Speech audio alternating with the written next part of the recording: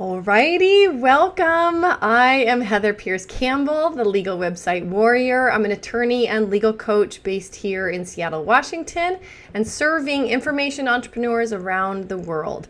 I am super excited to bring you my friend and somebody who I've known for really a handful of years now, but it's so great to reconnect because Michelle Mazur and I think the last time we connected was at a live event where we both spoke, or Yeah. yeah, and that was like 2016, I want to say. So Wow.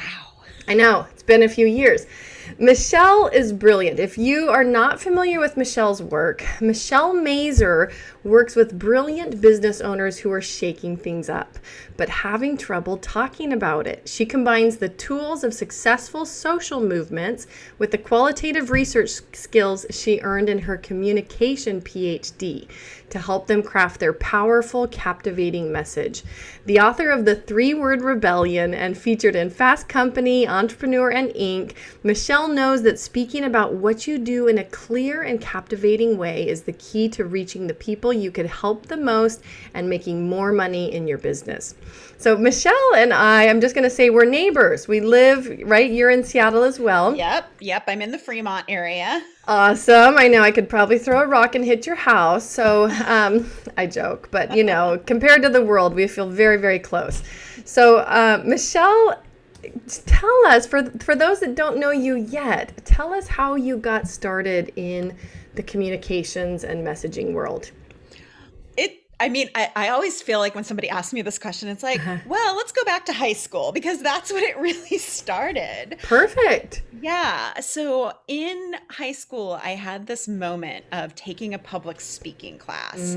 And Mm, I was one of those people who was very shy and quiet and never really spoke up. Like one of my teachers described me as the girl who knows all the answers but would never raise her hand.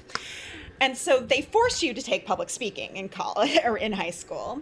And I remember my first speech because it was a horrible experience. It was oh, sweating palms, my knees were mm, knocking behind the desk where I was standing, shaky voice, like all of the nerves. And in the back of my head, I had this little voice say, "You need to master this." mm. And that first class, I got like a C in it, like the gentleman's C, like, you really suck, but I will let you pass so you don't have to do this again. And I remember going home after getting my report card, my mom seeing this, and I said, "Yeah, I think I'm going to take advanced public speaking." And she's like, "Why would you want to do that?" And so Good for you. I took advanced public speaking and then I decided, okay, if I'm going to be serious about this, I need to join the speech and debate team because Mm, nothing will help you master a skill like doing it competitively and getting your ass kicked every single Saturday for a mm. year. And so I was really able to hone the communication skills and my speaking skills, and I fell in love with communication and speaking and how do we get our messages across. And eventually that led me to a PhD in communication, becoming a professor. I taught persuasion and interpersonal and argumentation and debate for like over 10 years at one point in time. And once I left academia, I still knew like I wanted to pursue communication in some way, but I went into corporate and did research. And even when I was doing the research, I was always helping our executives like get ready for speeches or figure out how to message something important. Like they would just come to me and be like, "Yeah, what do you think about this? I know this isn't your job, but what do you think?" And eventually, I started a blog about public speaking and started a business around it. And then I got burned out with speaking because I hate the industry. That's a whole other conversation. The speaking industry is a little weird, especially when it comes to paying speakers. I don't know. Yeah. And then, I mean, one of the things I was always helping my clients with was their message. Like, it was for me, it was all Mm, about like, let's write the keynote speech. Let's figure out what your message is. Let's figure out how to market this message so you can get speaking gigs. And I thought, wow, why don't I just take some of that and start applying it to people in business? Because there's a lot of bad marketing out there, and it's not because the marketing is bad, it's because the message isn't quite right. Yeah. And at this time, that's when like the idea of the 3-word rebellion kind of hit me. And I was like, yep, this is my next step. This is my next evolution in communication. Well, I love, and I want us to get to the 3-word rebellion and some of the current work you're doing. Couple questions for you on the origins of this work. Was it the kind of fear? Because I love the story, first of all, of like overcoming this fear, right? Here you were somebody that obviously, and I really believe like we're pulled in the direction that we're meant to go in, and it happens in unusual ways sometimes. And the experience of like knowing that that was a fear and also deciding to overcome it, one is so powerful, especially because it's like your superhero strength, right? Did you recognize at the time that there was a desire there, or was it really like the fear of this bothered you and you just wanted to eliminate that? You know, really for me, it was mastery. Like I wanted to master this skill. Like it was important for me for some reason to master this skill. And even though I wasn't very talented at it naturally, I won one award in high school, speech and debate, and that was an honorable mention. And it was at my very last tournament, and my coach was so proud he almost cried. But it was really that drive of like, this is super important. I don't know why. Let's just go for it. And I also think, you know, there's something about being 15 and 16 where you're just like, sure, I suck at this. I'm just going to go for it and try it anyway. I'm like, I don't know if the 47-year-old version of myself would do that. Yes, absolutely. Well, the thing that I find fascinating, especially for women, about this concept around fear, I don't know if you're familiar with Tara Moore, but she's one of my, and I love her work.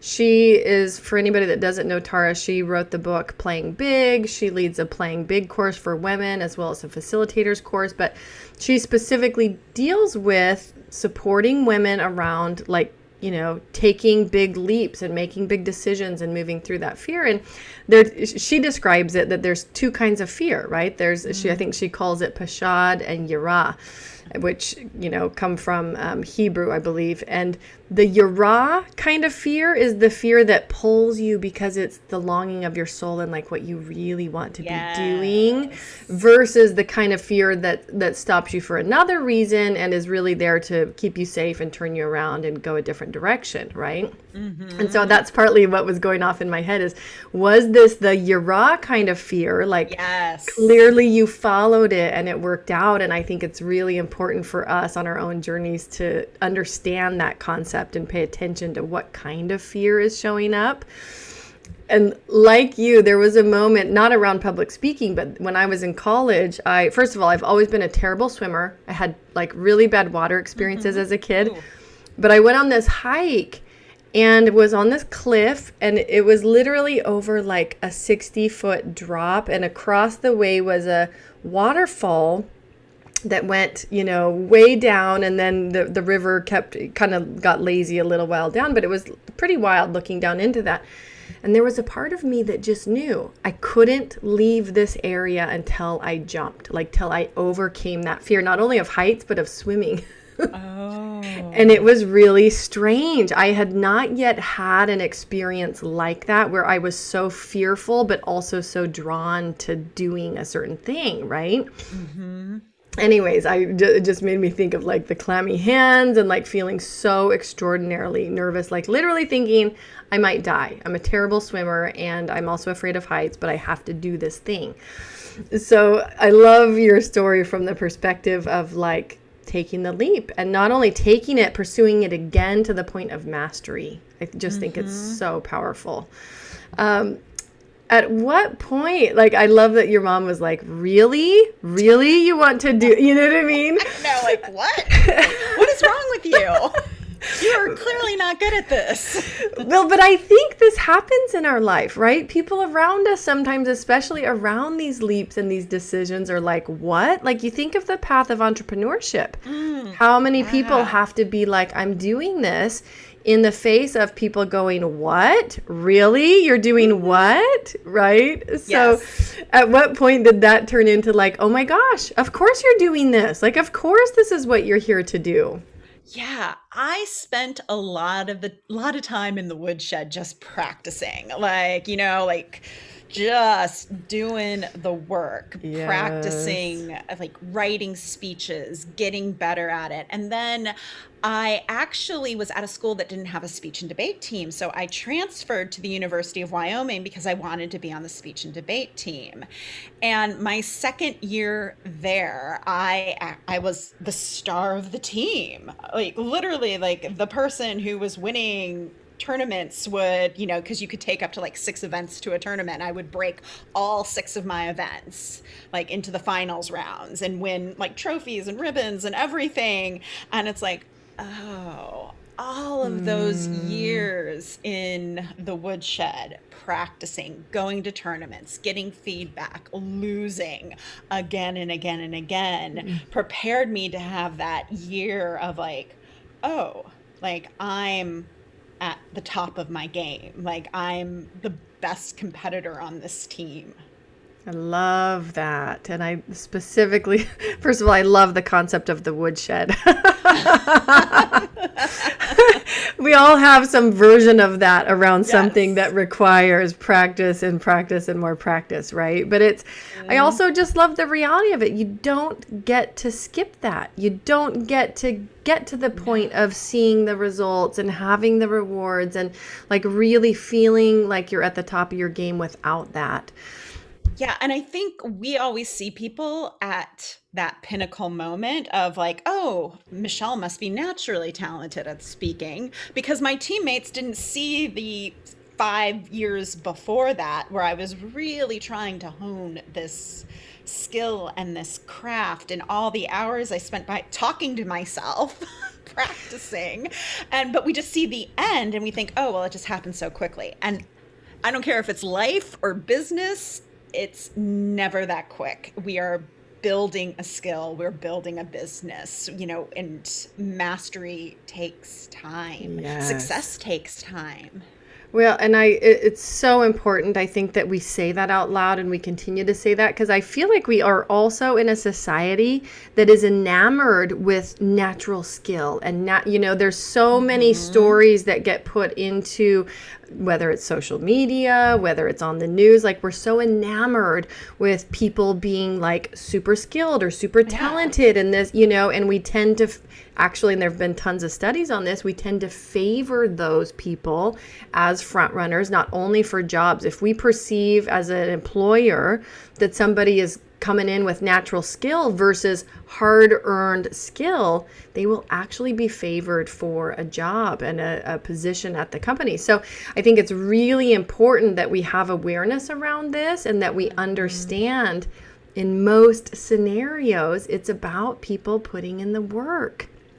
Yeah. And honestly, I'd rather hire someone who had the tenacity to stick with it, to develop their talent, their skill, than somebody who's a natural, because I think with naturals, they get to a certain point and then plateau because they're not willing to do the work to take them to that next point.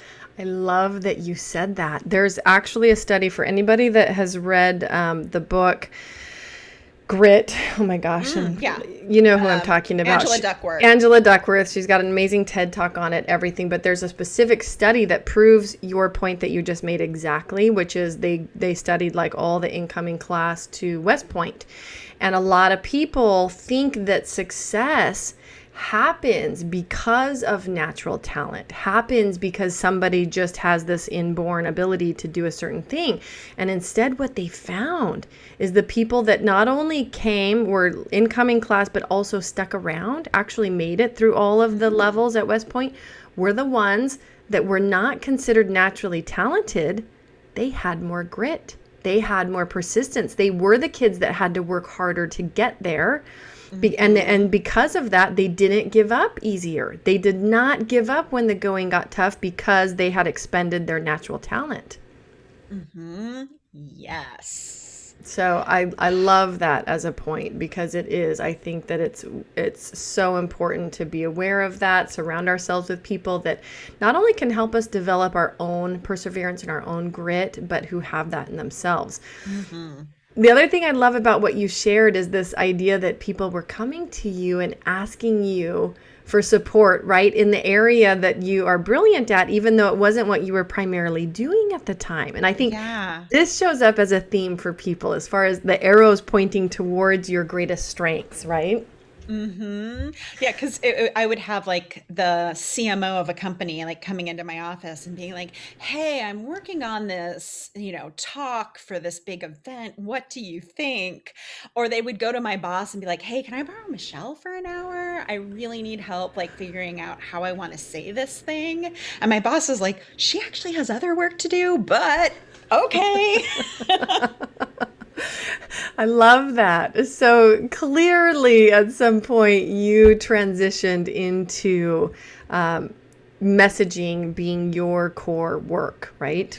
Yes, yeah, and it did start off as, and it's funny because it's my business started off as a blog, which I think a lot of businesses do. Because one of my friends, I was having dinner with him, and he just said, "Do you love market research?" And I'm like, "I don't think anyone loves market research." And he's like, "You have all of this knowledge around communication." He's like, "It's a real shame you're not sharing it." He's like, "You should do something with it, like start a blog, start something."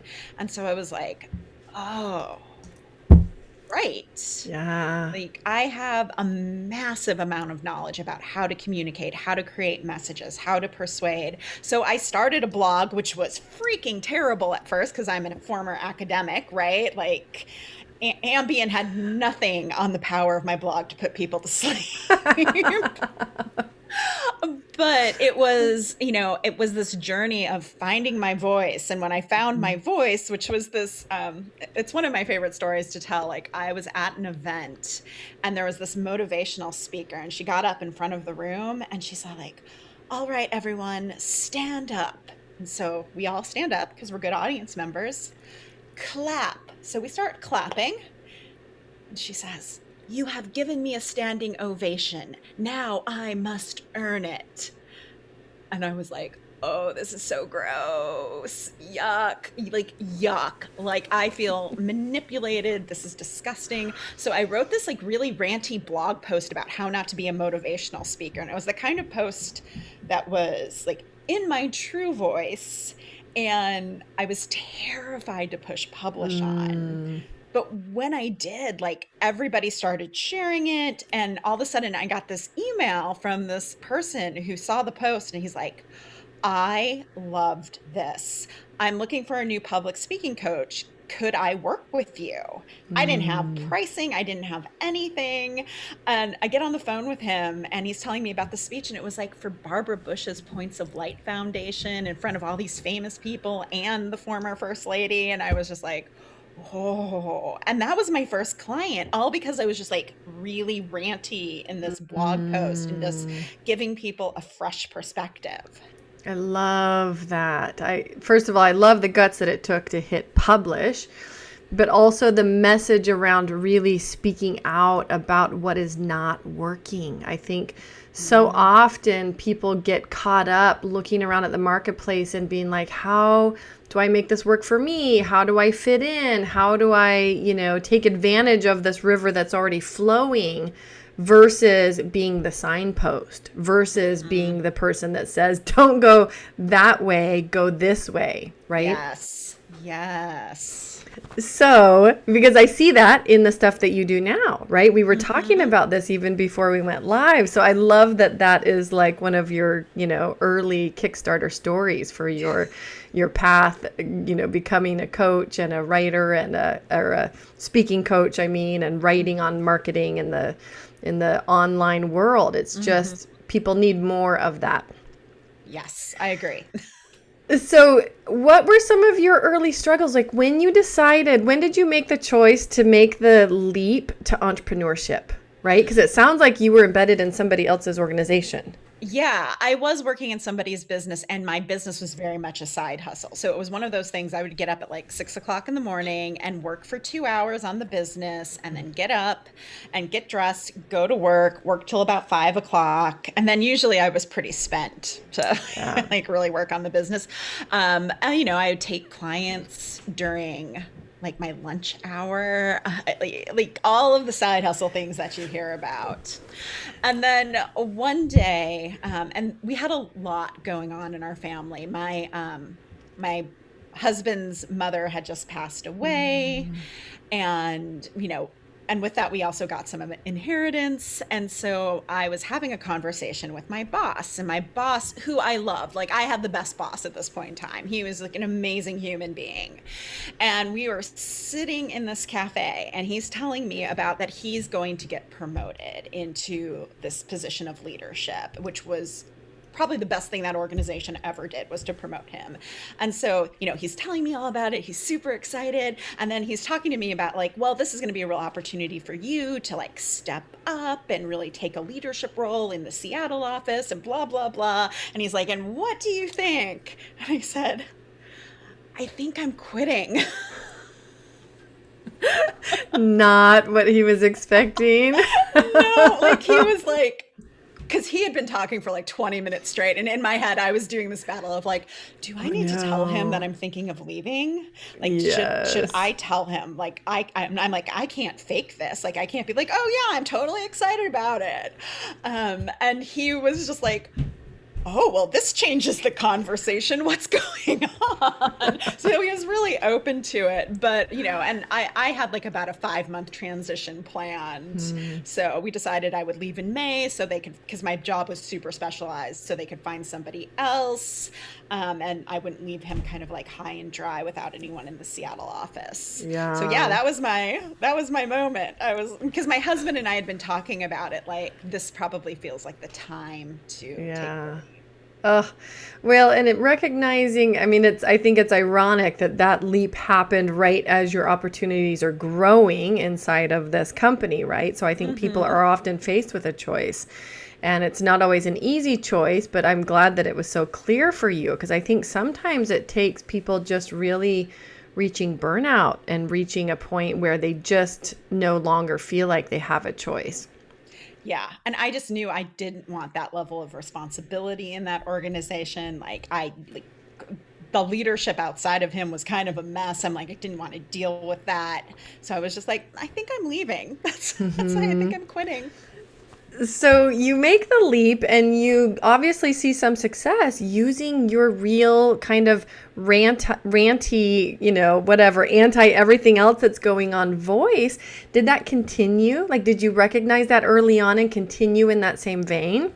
Yeah, it's always been a theme in my business, like ranting, rebelling, and also like what are you trying to create instead?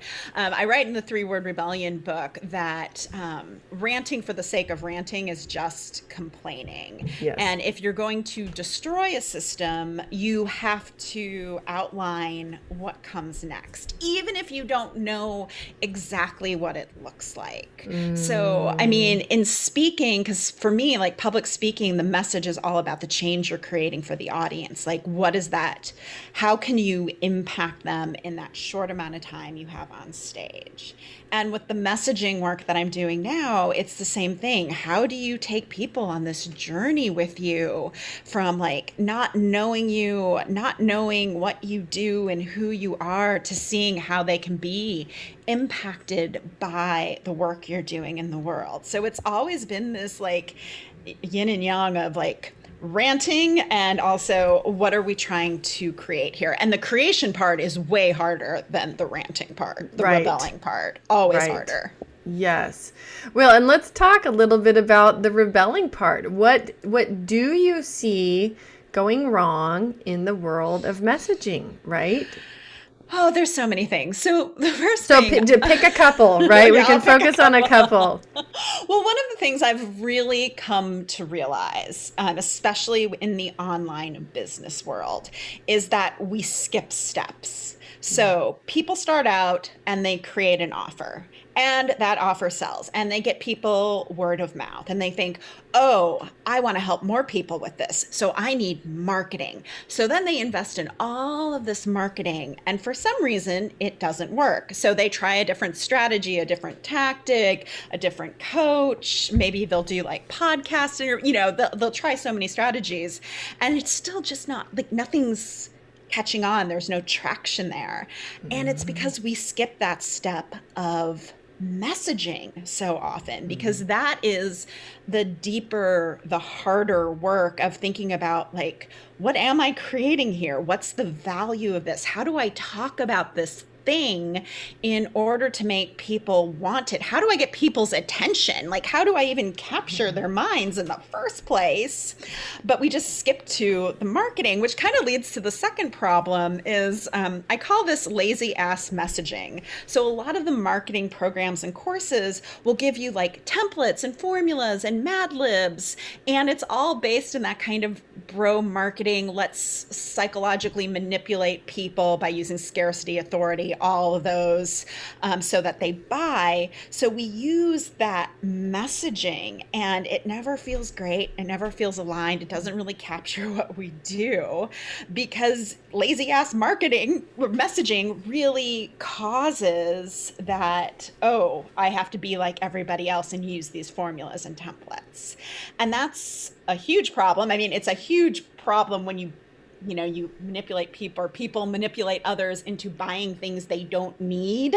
Like, I have a huge issue with that. Yes. I've seen it happen so many times in the online world, and tens of thousands of dollars wasted because those celebrity entrepreneurs aren't really willing to take a step back and be like, okay, this is the work you have to do around messaging to get something that really stands apart and gets people's attention. They're like, oh no, this bro marketing stuff works, so just use this and you'll be fine.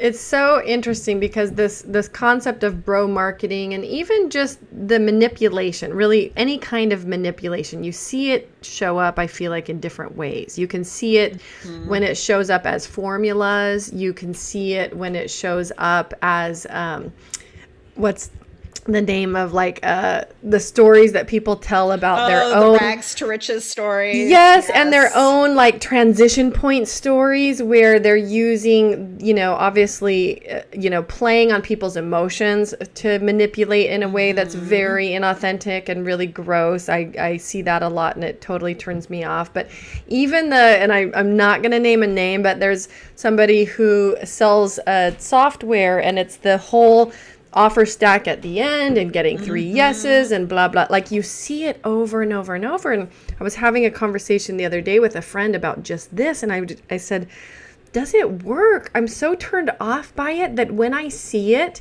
even if it's a good thing being marketed, I will say no, just because I'm so turned off by the tactic or the strategy or the formula, because it's so recognizable. And it was... But the interesting thing, it's not recognizable to everyone. And there's so much research in persuasion. Like, one of the big books that I use when I'm teaching, like, ethical marketing is Robert Cialdini's book, Influence, where he talks about the 6 weapons of influence. And this is where, I call it bro marketing, not because it's a guy thing. I mean, it definitely is a masculine energy, but women use it too. Yes. But it is that very masculine, I know better than you. My product is what you need. You don't know what you need. So let me shut down your thinking, take away your ability to consent to even processing this message. And then you can buy my thing, because really what I want you to do is to buy my thing. Yes. And I think for us, when you're in the industry for a while, or because, like, I saw it right away because I was teaching from this textbook at university. And so I would see these things and I'm like, did you just say you should manufacture authority using rags to riches stories? Like, that's like 20 ways wrong. Like it would blow my mind. But other people be like, oh, okay, this is what works. And there's Mm-hmm. research that it absolutely 100% works. But I think when you get more familiar, you see it. Or if you're more intuitive, Yes. you feel that it's off somehow. And this, when I was talking with my friend the other day who has a phenomenal business, he's a very heart-centered entrepreneur. He is not the bro markety type at all. And he was like, this is going to be really controversial, but that tactic works on people who are less conscious. That's how he described it, right? And he says that's not a put down, it's just the reason why it works. And it's like all this NLP built into it. And then that it made me so much angrier. Like clearly people who do this to some extent, I'm not saying everybody, because I think some people end up in this space and they're just following the formula, right? I don't know that it's that intentional. They just think, well, this is a This strategy is that how I'm you going do to, it. that's right, that I'm being taught, and that's obviously what works, so I'm going to do it. But I think there are people who know exactly what they're doing, and they understand how they can manipulate people who are going to be very prone to that manipulation. And that's massively, like, I have a huge ethical problem with that. Yeah. And it's interesting because, so when I taught persuasion, there's a theory called the elaboration likelihood model, and it describes basically two paths to persuasion. And it's predicated on two questions that we kind of subconsciously ask ourselves. And the one question is, am I motivated to process this message? And the other one is, am I able to? So am I, if, you know, because if you're sleepy or distracted by your kid or you've got a million things on your mind, you're not able to actually do that. And so if you answer no to either one of those questions, you are susceptible to the NLP, to scarcity, authority, reciprocity, social proof. And what I find fascinating is the people who teach marketing often teach you how to manipulate the answers to those questions so that they overwhelm you with all of those like triggers that actually your brain loves and relies on. Like when you go to the grocery store, your brain is thinking, all right, oh, yogurt, what kind of yogurt? Oh, I'm going to buy the yogurt I like. Like that's a trigger that we use all the time. But if you stack them up, you can shut down people's critical thinking, especially when it's like a big price tag. And all of a sudden they can't process the message. They're feeling overwhelmed. It's 11:58 p.m. and the cart's going to close and everybody's talking about this thing. So it must be the right thing for your business. And oh my gosh, should you buy? And probably even listening to that, you're feeling a little like, I know that. And that's like the bro marketing. And then the other path is when we say yes to those questions. Yes, I have the bandwidth to process this message. And yes, I want to think, like I'm motivated. Then we rely more on relationship building, making an argument for your work and why it can help a person, and less on those manipulative triggers. Yeah. And so I think, and I think the important thing I always like to say is like those triggers like scarcity, they can actually help people make decisions Right. sometimes. So they can be good because being stuck in indecision sucks if you've ever most of us have been there. And so like having something like, oh, this has a deadline to it, Right. that helps me make the decision. But if it's the disappearing and reappearing bonuses and you'll never get this again, or it'll never be at this price again, then that just gets to be a lot.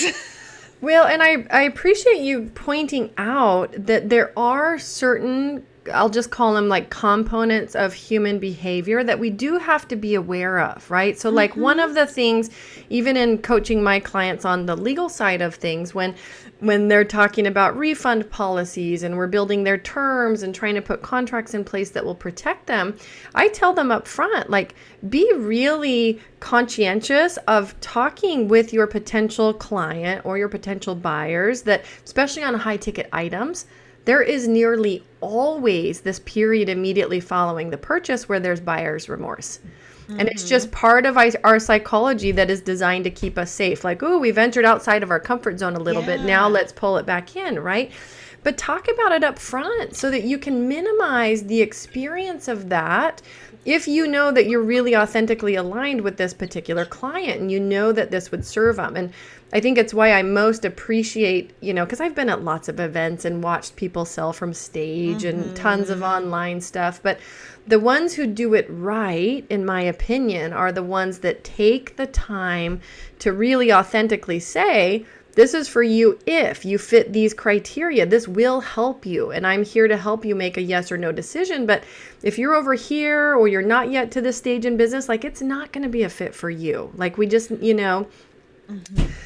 Oh my gosh. Yeah. Because everything for me goes back to agency and critical thinking. Yes. Like when I do messaging for clients, it's about creating these conversations that make people think and give them agency to think, do I want to learn more? Do I want to take the next step? Do I want to get their guide or take their quiz or whatever? And so they're actively making decisions because they're intrigued or they think this might be the right next step for them, instead of like, oh my gosh, this is the only time I can ever get this, or everybody else is buying this thing, so I better buy it too. Yes. And watching the difference of people who skillfully are committed to helping somebody reach the right decision for themselves versus a yes decision. There's a huge distinction in watching that process. And I have watched, there's one particular guy in the marketplace, and I've seen him present probably 3 times.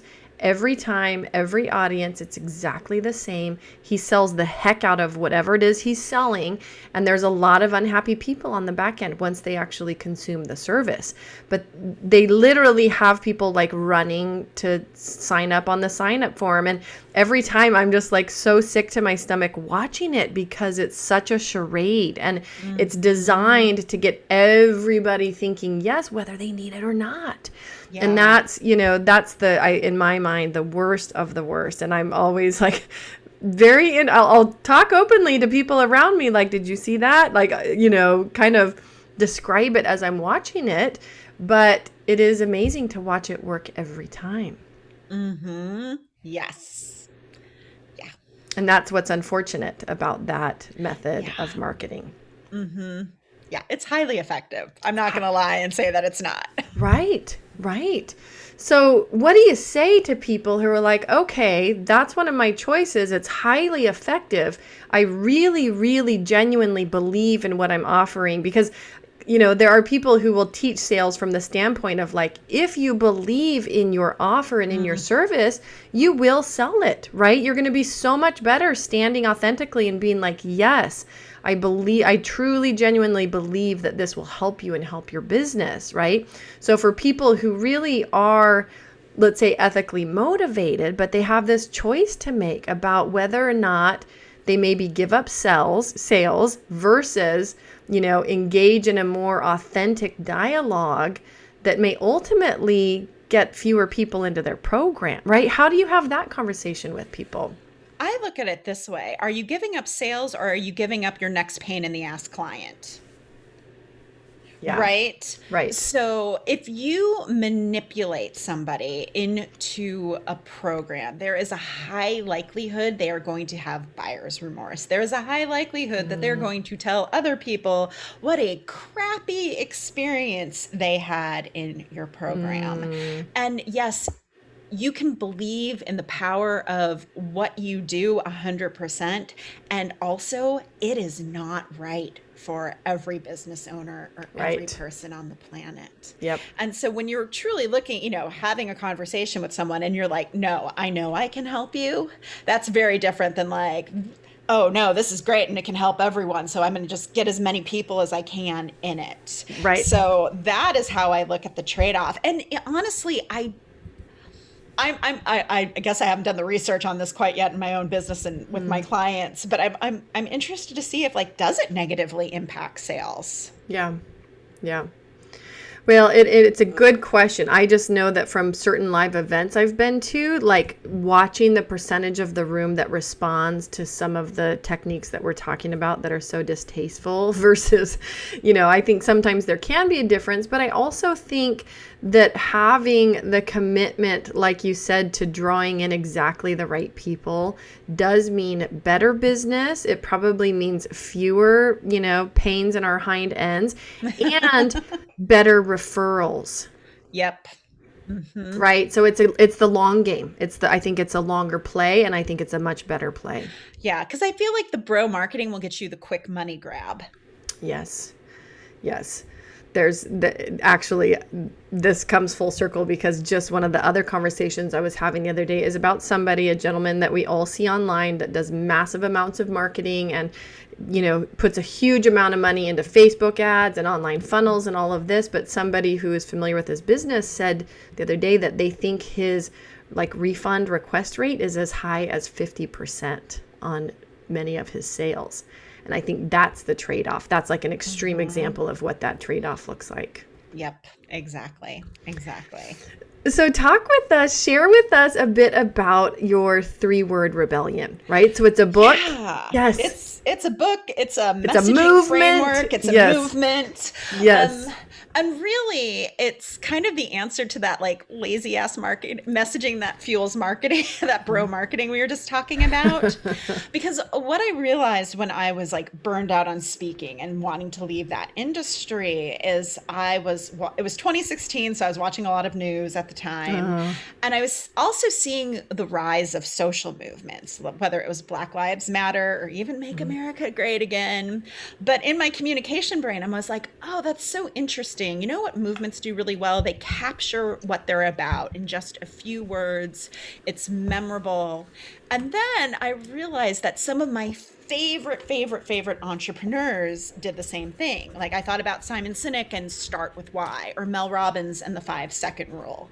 And I'm like, that is really interesting. These two groups have something in common. They both have a very memorable message about change that they're trying to create in the world.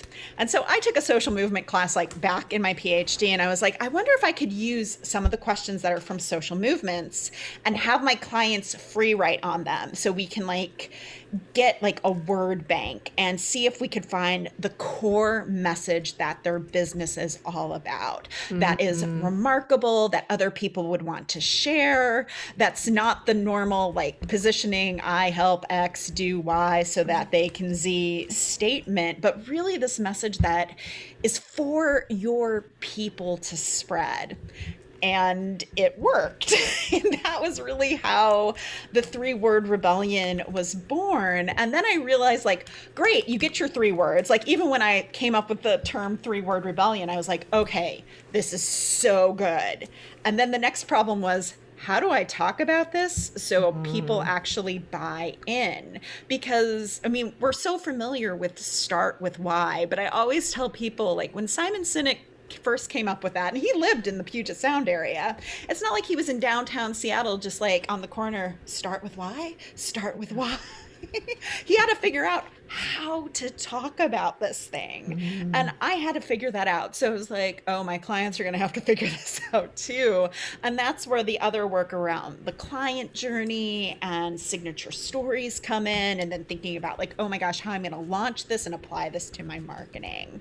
And so for me, that's really the crux of it. But your 3-word rebellion is the genesis of where all your other messaging grows out from. And then you use that messaging everywhere in your business, in your copy, on your website, in your marketing campaigns, when you post on social media, when you're in a podcast interview like this. Do you know how many stories from today that I've told before? I've made these points before. Right.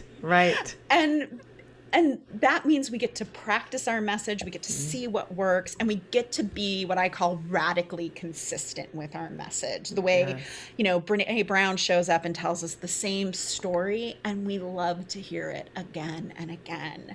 So that's really what the messaging framework morphed into, but it really all starts with the 3-word rebellion. And then once you have that message, everything becomes a little bit easier in your business because what the heck to say. Mm. The thing that's so clarifying about that one, it's like a tagline or a mini mission statement or something, right? Hmm. And I think to be memorable, it has to be that concise, right? It Oh has yeah. to be that simple.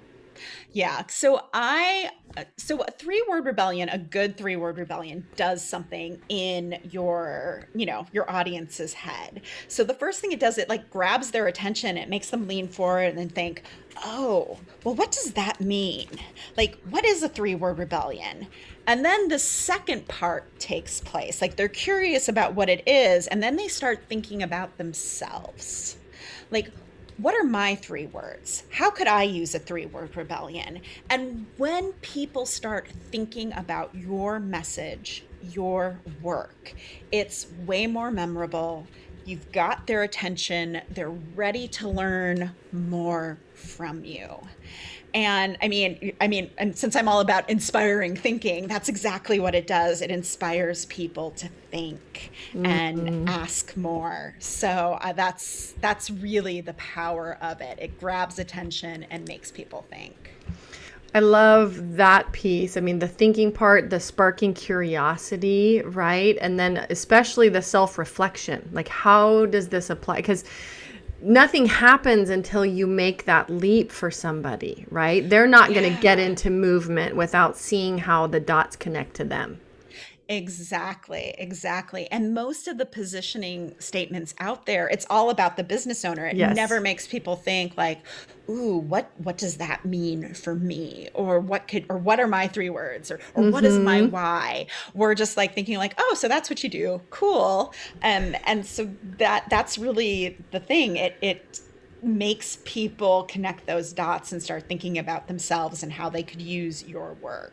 Totally. So, are you able to share examples of clients you've worked with to come up with their three-word Yes. rebellion? I would love to hear some Uh, examples. One of my favorite, this is one of my all-time favorite examples. Her name's Michelle Evans, and she does marketing, and she had a podcast called The Marketing Funnel Show. And I don't know about you, I do not want to listen to a podcast about the Marketing Funnel Show. That is like, Oh, and what was going off was like, wah, wah, like, yeah, like that feels not like work. more. Yes. Yeah, like less of that. And Michelle always had such like a unique perspective on how to do marketing, and she had a really unique mission about how, and even in her own business, she had these times where like stuff would happen in her life and she wasn't able to attend to her business. So how do you keep that going? And so Oh, as we went through the three-word rebellion process, her three-word rebellion ended up being profit without worry. oh, nice. And she changed her podcast name.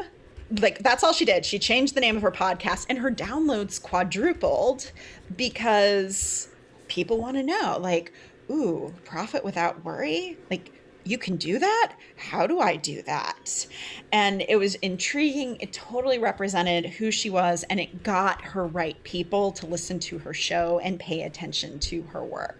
I love that. Mhm. Do you find that the strongest three-word rebellions point the arrow towards a result or towards a desired outcome for somebody, right? I think it depends because Hmm. because I in the book, well, I'm going to be revising the book soon because I've learned a lot about the three-word rebellion in 3 years. There are different types of three-word rebellions. There's that kind of action-oriented, starts with a verb, points to the result. But then the ones I find that are really intriguing are the ones that are a little bit name the change. So like the 5 second rule is like a great example. Because when I first heard Mel Robbins and she was like talking and da da da, and I was like, oh, I really like this woman. And she's like, yeah, so I just use the 5 second rule. And I'm like, what's the 5 second rule? Should I be following this 5 second rule? Like, and so all of a sudden I'm Googling, I'm like watching her TED talk to find out more information. So like a three-word rebellion is like a change agent one because people Mm, don't know what it is, but they're like, oh, that's intriguing. Like I don't that sounds super cool. And yes. so It does in some way. It always incorporates change, but sometimes it's that outcome result that people really want. And other times it's more of that abstract way we get them to that ultimate result. Well, and I like your point about the abstract. I think the abstract has the really strong potential to create that curiosity, right? Like, wait a second, should I know what this is? Have I heard this be like, I better go look it up, right? Hmm. Yes. And I think that's when I mean, both of them, it's particularly important to have like messaging that backs it up, because if you can't explain to people what profit without worry means, Yeah. or you can't explain to people what the 5 second rule is, then you're going to lose them. So having that messaging to back it up is so important. And the messaging to back it up, is that also another exercise in becoming even more concise, like in our descriptions? Are you talking a few sentences that are consistently that you're using? Or are you talking something bigger than that? It can. So sometimes it is just a few sentences. I think about them as conversation Yeah. starters. So, I use the customer awareness spectrum when I do the client journey work, thinking about like, how do you get people, because there's 7 billion people in the world, right? And only a few of them know you. So how do you get more of those 7 billion's attention? So what kinds of topics can you be talking about? Because most entrepreneurs and business owners, they go straight for the solution, like, oh, messaging is your problem and let me tell you how to solve it. And most of the time they don't know that that's actually what their problem is. They're Right. somewhere else, and you have to like capture their attention somehow. So what are those conversation starters? And sometimes they're like super pithy, like you share a quote that reassures them, and then they like are like, oh, this is cool, like I love this makes me feel better, and then they go a little bit further down the rabbit hole with you. Hmm. And it can be longer form content. So it can inform like your blog posts and your podcasts that you're doing and videos. Yeah. Well, that first point I think is so important. I mean, all of us are so close to our work. We forget that we have to spend more time at the beginning connecting the dots for somebody, right? For a certain Yes. portion of our potential audience, we actually have to be the person saying, hey, you don't even know this is a problem, and it's a problem. You better pay attention to it. Here's why, right? Well, it's like how I was describing at the beginning, that most people don't realize they don't know what messaging is really, because there are people who define it in very strange ways. Right. They just think they're using the wrong marketing strategy, right? Yeah, yeah. So it's like, oh, my business isn't growing because I'm using the wrong marketing strategy. And it's like, no, your message is kind of all over the place, and I don't know what you're about or what you do. Yes, so important. So I feel like, wow, we could just go so deep into this. You're just a wealth of knowledge, and I love it. For folks that are listening, where do you like to connect online? Where do you like for them to come find you? Yeah, so I am on Instagram. That's like my main social media squeeze. So I'm at Dr. Michelle Mazur on Instagram. If you're listening, you can like DM me and tell me like one of your takeaways from the show. I love to connect with people that way. So just feel free to follow me and slide in onto my DMs and let me know what you think. And I highly recommend this. So Michelle and I have known each other for years, but this is where I was seeing her, especially more recently. And I thought, oh, I've got to get Michelle on my podcast. So perfect. I love your messaging. I love the way that you teach through Instagram, right? Some people really use it as a way to share their knowledge, which you do so well. So if you're listening, connect with Michelle on Instagram. I'm also going to share any other links, like your website, anything else you want me to share in the show notes, which can be Yeah. found at legalwebsitewarrior.com/podcast. I think you've got a couple gifts for people, right? Yes, yes. So if you're curious about this 3 word rebellion thing and you're not sure you want to buy the book yet, you can go to 3wordrebellion.com and get a taster. So you'll get a couple of the prompts to do free writing on, and it starts taking you through how to find and create your 3 word rebellion. And I also have a quiz that's all about finding the right roadmap for getting your message out into the world. And that is at therebelquiz.com. I love it. I love the way you use rebel in your messaging. And I mean, it's so who you are. I remember even when I first met you, feeling like that was so perfect for you. So you definitely want to connect with Michelle online. She's so fun to follow. You're going to learn so much. We're going to have those links for both of her freebies as well at the show notes. So again, legalwebsitewarrior.com/podcast. Michelle, what final either takeaways or action steps do you want to leave with people? Yeah, I want to encourage people to pause and think about their message because your words have impact. And there's even neuroscience that words can change how you feel, it can change your body, it can change your mind. So, taking the time between creating that great offer and marketing that great offer to pause and go deep and figure out how you want to communicate this offer is going to make a huge difference in your business. Oh, I feel like that is, I mean, everybody needs to hear that, especially now, this weird, intense time that we're in.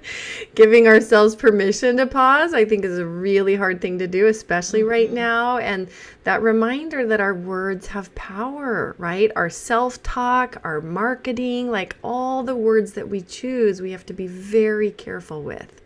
I love Yes. that.